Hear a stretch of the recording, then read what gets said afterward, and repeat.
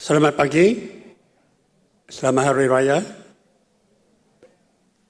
It is my very great honor and pleasure to extend a very warm welcome to our guest of honor today, this afternoon, who is representing the Deputy Minister of Education, Sarawak, who unfortunately cannot be with us this afternoon as his father just passed away yesterday.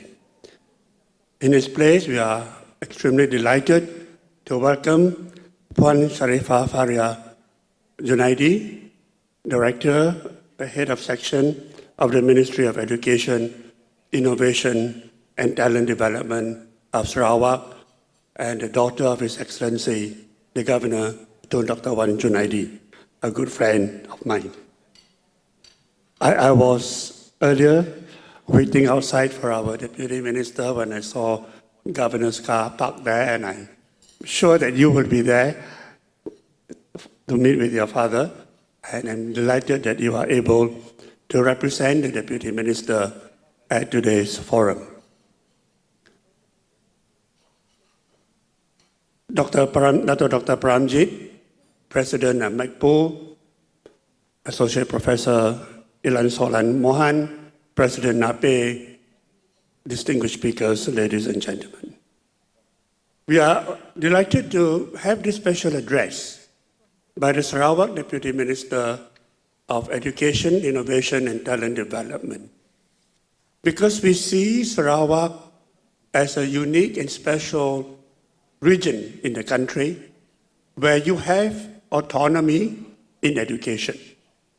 And to many of us, it is an interesting case study to look at the Sarawak model of education and how that can help in the development and transformation of the country. We note that in Sarawak, English is still a medium of instruction in schools, and English is also still an official language of the Sarawak government. And I believe this is one of the factors that have made Sarawak a very dynamic and progressive state.